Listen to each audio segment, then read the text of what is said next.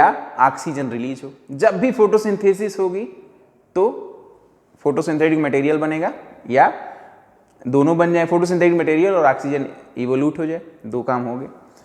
इन्होंने जैसे ही ऐड किया ऑक्सीजन रिलीज होना शुरू हो गई, यानी कि फोटोसिंथेसिस प्रक्रिया हो गई, फोटोसिंथेसिस हैपेंस।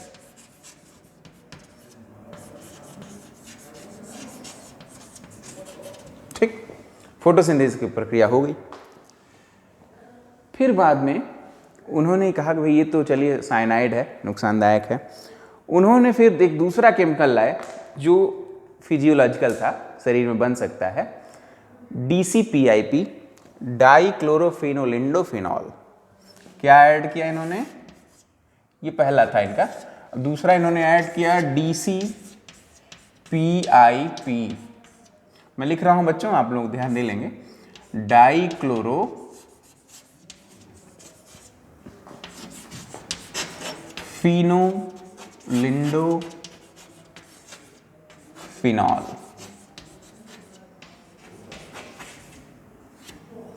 डाइक्लोरोफिनोलिंडोफिनॉल, DCPIP ऐड किया। फिर देखा ये भी एक इलेक्ट्रॉन एक्सेप्टर है और प्रक्रिया क्या हुई? फोटोसिंथेसिस हैपेंस, फोटोसिंथेसिस दोबारा हुई। DCPIP को हिल रिएजेंट के नाम से भी जाना जाता है। इसको किसके नाम से जाना जाता है? हिल रिएजेंट के नाम से जाना जाता है। ठीक है, यहां तक जानकारी हो गई आपको? हिल रिएक्शन में किसी को कुछ पूछना है? आप लोग हमें सुन पा रहे हैं? कुछ पूछना है? चलिए,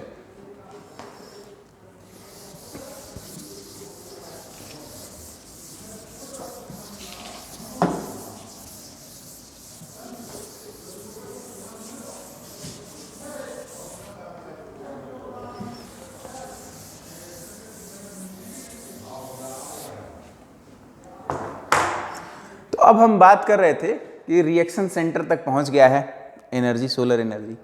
क्या होगा थैलेक्वाइड में? फिर आइए देखते हैं।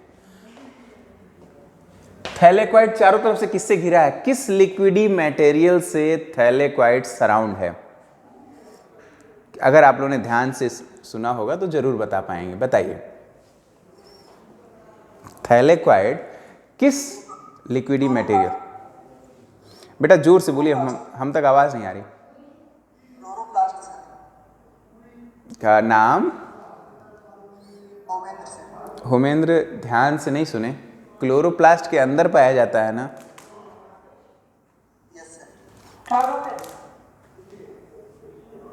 ध्यान नहीं दिया आप लोगों ने, मैं फिर से बना देता हूं। क्या स्टूडेंट्स यही करेंगे आप सब?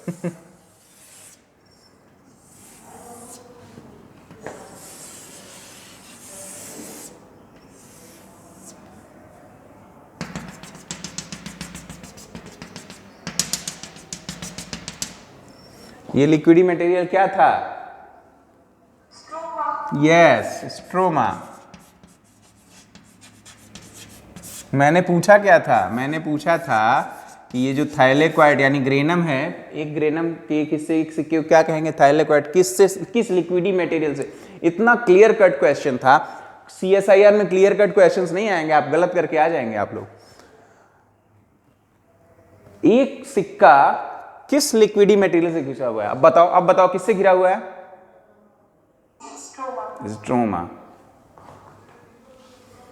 चलिए, अब इतना बना दिए हैं तो और भी कुछ चीजें बताएं। एक स्ट्रोमा के अंदर क्लोरोफिल भरे होते हैं, यानी कि स्ट्रोमा नहीं कर रहा हूं, ग्राना में थाइलेक्वाइड से मिलकर के ग्राना बनता है।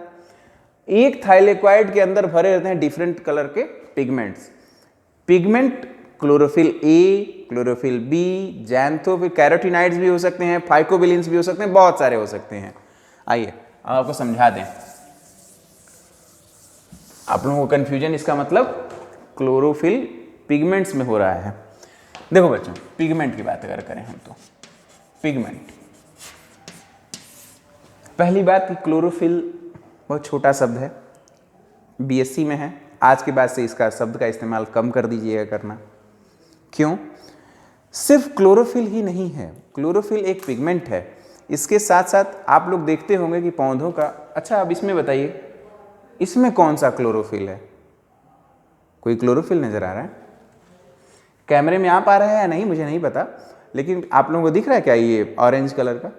कैरोटीन है इसके अंदर। गाजर का रंग क्यों लाल होता है? कैरोटीन के कारण। टमाटर का क्यों होता है? कैरोटीन के कारण। बहुत सारी चीजें, बहुत सारे पिगमेंट हैं। तो हम क्लोरोफिल भी एक पिगमेंट है जिसका कलर होता है ग्रीन। देखिए पिगमेंट भी दो प्रकार के हो सकते हैं स्टूडेंट्स। पहला,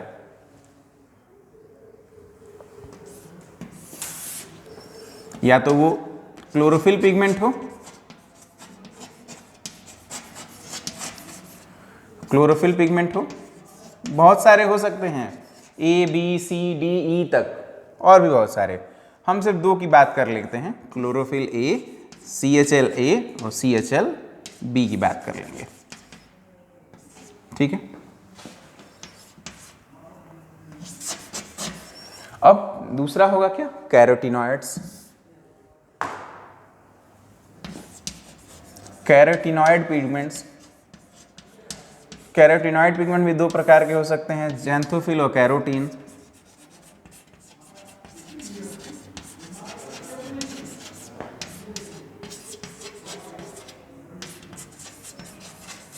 ठीक, ज़ैंथोफिल और कैरोटीन देख लीजिए जरा।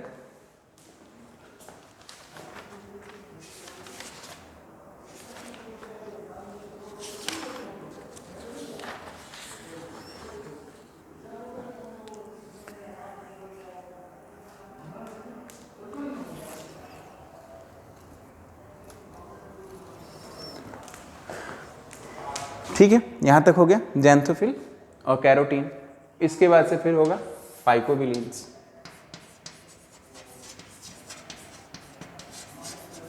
ये तीन तरह के पिगमेंट्स पौधों में देखने को मिलते हैं, ठीक। और लास्ट वाला क्या लिखा हुआ है? रिपीट कर दीजिए। फाइकोबिलीन्स, फाइकोबिलीन्स।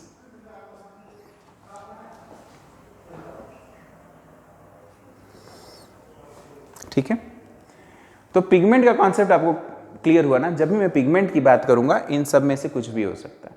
जब मैं ग्रीन पिगमेंट की बात करूंगा then only I am talking about either chlorophyll a और क्लोरोफिल बी, ठीक। कैरोटीनॉइड्स की बात करेंगे तो ज़ैंथोफिल भी हो सकता है और कैरोटीन्स भी होता है, फाइकोबिलीन्स भी हो सकता है। हटा रहे हैं इसे।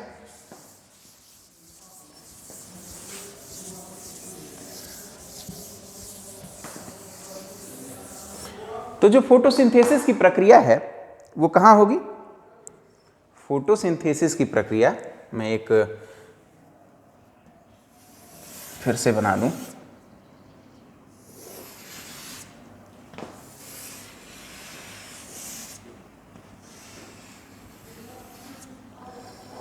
देखिए इसमें क्या भरा हुआ है?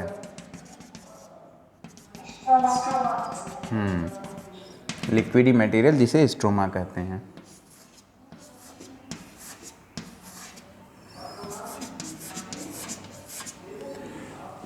पिगमेंट्स किस में भरे होते हैं? स्ट्रोमा में या ग्राना में? ग्राना में। ग्राना के एक हिस्से, एक कॉइन को कहते हैं थाइलेकोइड। बहुत सारे थाइलेकोइड मिलके आपस में ग्रेनम बना लेते हैं, ग्राना, और बहुत सारे ग्राना मिलकर के ग्रेनम बनाते हैं, ठीक।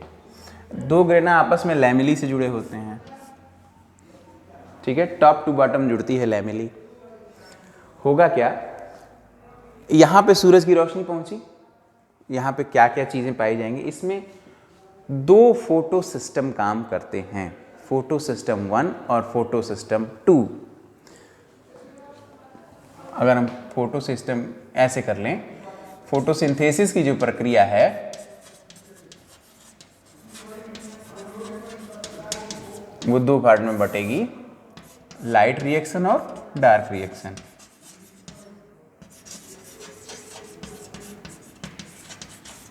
और ये डार्क रिएक्शन।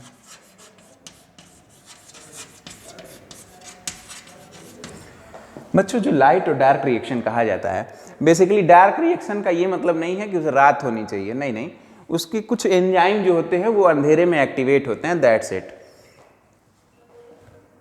ये बताने के लिए मैं आपको एक चीज़ कॉन्सेप्ट क्लियर करवा देना चाहूँगा।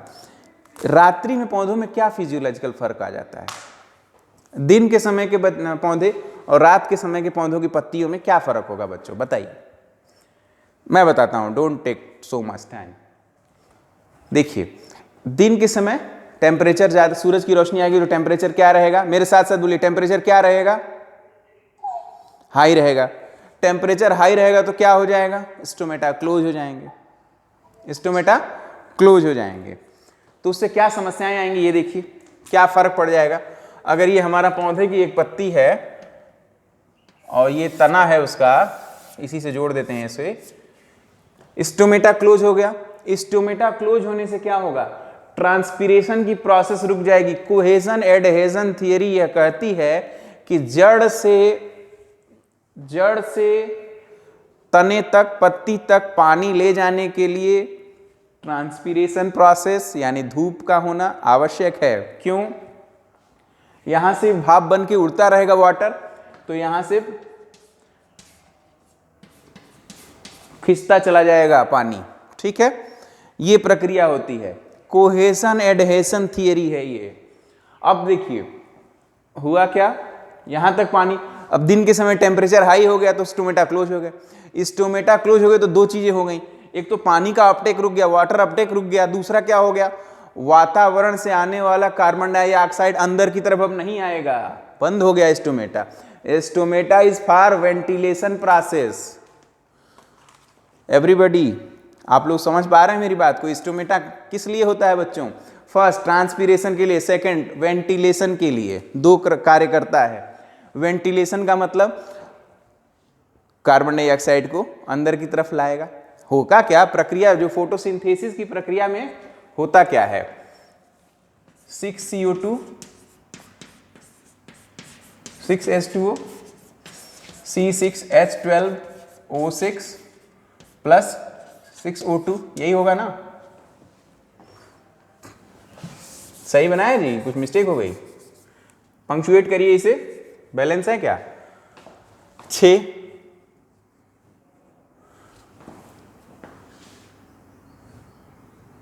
रुकिए, हाँ तो 6 ऑक्सीजन कितने हो गए? 6 ऑक्सीजन यहाँ पे 12, 6 18 होने चाहिए। 6 और 12 18 हो गया, बैलेंस हो गया। कार्बन 6 हो गया।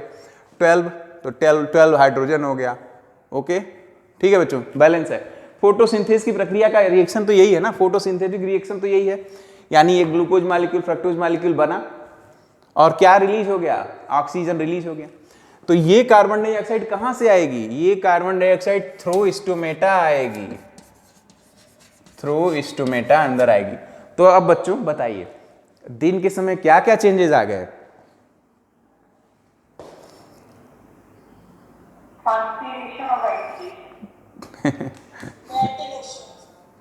अरे मैंने प्रश्न तो सुन लो।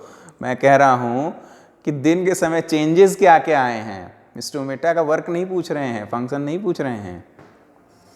दिन के समय टेम्परेचर हाई हो जाएगा, हाई होने से स्टोमेटा क्लोज हो जाएंगे।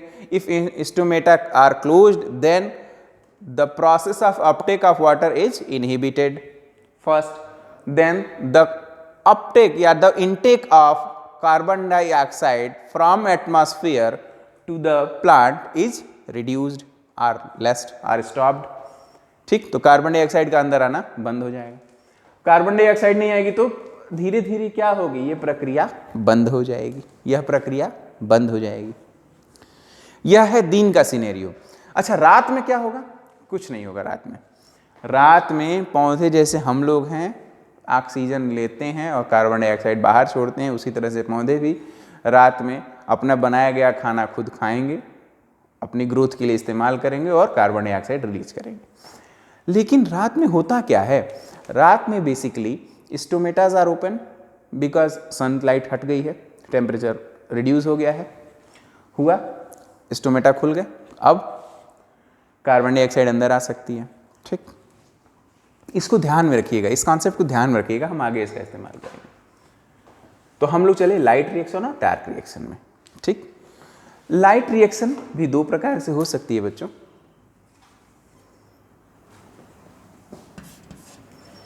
Non cyclic photophosphorylation, non cyclic photophosphorylation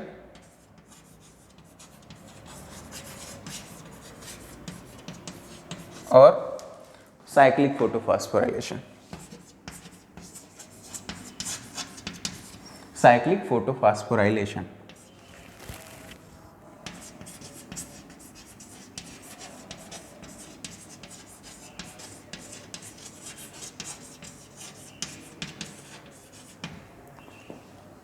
ठीक है। नॉन साइक्लिक फोटोफॉस्फोराइलेशन क्यों लिखा गया? फास्फोराइलेशन इसलिए लिखा गया है कि इन दोनों प्रक्रियाओं में एटीपी, एडिनोसिन ट्राइफॉस्फेट,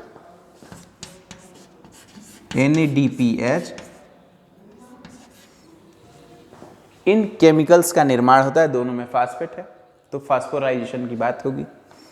ठीक, एटीपी और डार्क रिएक्शन में क्या होगा? इनका इस्तेमाल करके खाना बना दिया जाएगा। डार्क रिएक्शन में इनका इस्तेमाल करके बना दिया जाएगा। ठीक, ये बन जाएगा कहां पे? डार्क रिएक्शन में। तो जो कंप्लीट प्रोसेस है, the complete process of photosynthesis has been divided into two parts. The one is light reaction, the other is dark reaction. The light reaction involves two processes, one non-cyclic photophosphorylation, the second cyclic photophosphorylation। बात करें dark reaction की, dark reaction क्या होगा? यही ATP और NADPH that is formed in the light reaction are going to be utilized in dark reaction for the preparation of the photosynthetic material which is C6H12O6। Okay, यहां तक समझ में आया? आई। अब हम लोग एक एक करके non cyclic photophosphorylation, cyclic photophosphorylation पढ़ेंगे।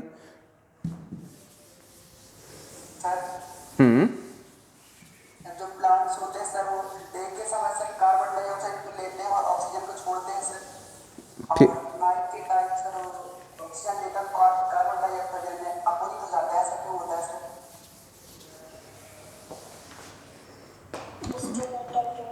बेटा बताइए, आप सही बता रही हैं।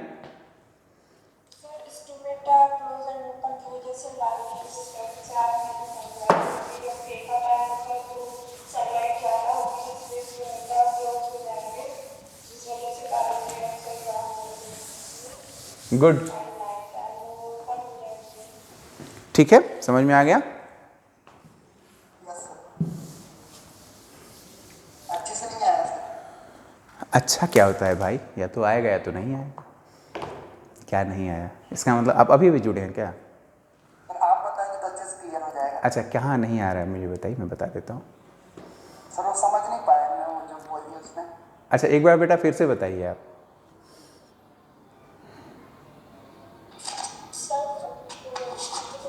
जोर से बोलिएगा, सुनाई नहीं दिया लग रहा है मुझे। बेटा शांति जगह पे रहिए और आराम से बताइए।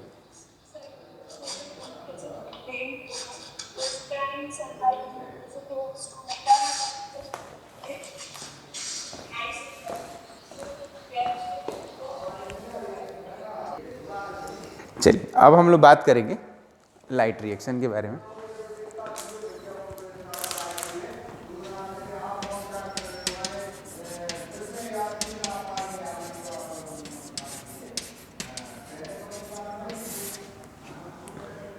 लाइट रिएक्शन बताने से पहले 10 मिनट का ब्रेक लेना चाहूँगा। आप सबको कोई दिक्कत?